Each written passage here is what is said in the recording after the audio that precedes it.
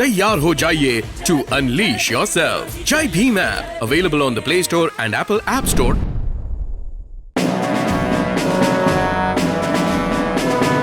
उत्तर प्रदेश की आजमगढ़ लोकसभा सीट पर उपचुनाव संपन्न हुआ और इसके बाद जीत और हार के कयास लगने शुरू हुए हैं।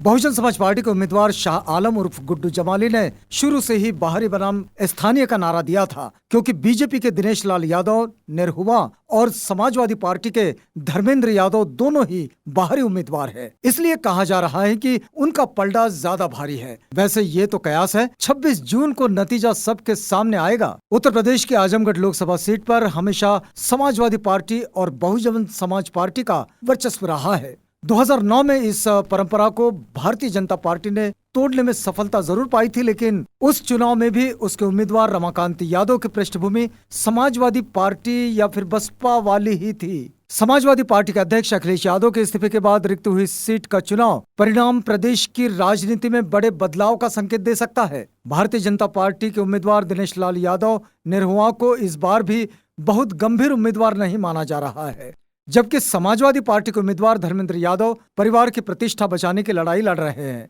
आजमगढ़ सीट पर इस बार बहुजन समाज पार्टी के उम्मीदवार शाह आलम उर्फ गुड्डू जमाली की स्थिति काफी मजबूत बताई जा रही है। यदि वे यहां से बहुजन समाज पार्टी को जीत दिलाने में कामयाब हो जाते हैं तो इसका प्रदेश की राजनीति में बड़ा बदलाव होने के संकेत जाएगा। दरअसल 2022 के विधानसभा चुनाव परिणाम के सामने आने के बाद से ही लगातार ये बात कही जा रही है कि अखिलेश यादव मुस्लिम मतदाताओं के सहारे ही एक सम्मानजनक सीट संख्या तक पहुंचने में कामयाब हो पाए, लेकिन इसके बाद भी उन्होंने उन अहम अवसरों पर मुसलमानों के लिए आवाज नहीं उठाई जिसकी वे उनसे उम्मीद कर रहे थे। जब उत्तर प्रदेश में जगह जगह बुलडोजर चल रहे थे और एक वर्ग विशेष को निशाना बनाया जा रहा है, तब उन्होंने इसके खिलाफ मुखर होकर विरोध नहीं किया। पार्टी के दूसरे सबसे अहम नेता आजम खान के जेल में बंद होने के दौरान भी अखिलेश यादव की उनसे मुलाकात न होने को नकारात्मक रूप से देखा गया। आजम खान के अपने बयानों में भी अखिलेश यादव से उनकी नाराजगी दिखाई पड़ी है। बाद में उनके बीमार होने के बाद अखिलेश यादव उनसे मिलने अस्पताल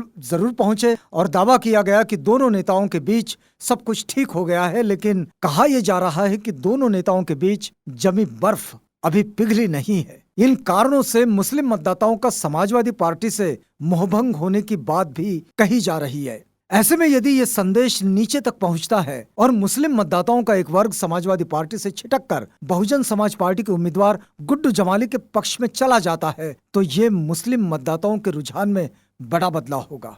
माना जा रहा है कि इसका बड़ा असर आने वाले चुनाव पर भी पड़ना तय है।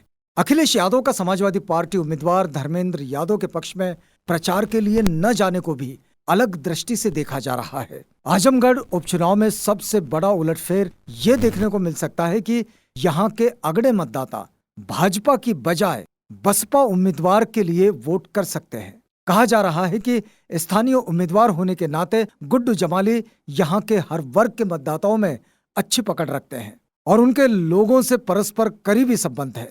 शिक्षा क्षेत्र में सक्रिय होने के नाते यहाँ के लोगों से उनका पारिवारिक संबंध है और लोग उन्हें बहुत अच्छे व्यक्ति के तौर पर देखते हैं। गुड्डू जमाली की ये ताकत समाजवादी पार्टी और भारतीय जनता पार्टी दोनों दलों के दिग्गज उम्मीदवारों को पस्त कर सकती है। बहुजन समाज पार्टी के विधायक उमाशंकर सिंह के अनुसार आजमगढ़ उपचुनाव में उनकी जीत तय है। इसका कारण गुड्डू जमाली का स्थानीय होने के साथ साथ उनकी लोगों में लोकप्रियता और मधुर संबंध है। उन्होंने आरोप लगाया कि अखिलेश यादव मुसलमानों की उम्मीदों पर खरे नहीं उतरे हैं और अब उनका झुकाव बहुजन समाज पार्टी की ओर हो रहा है।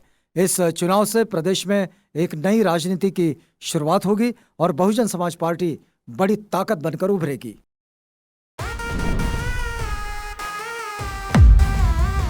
तैयार हो जाइए to unleash yourself. Jai Bhim app available on the Play Store and Apple App store.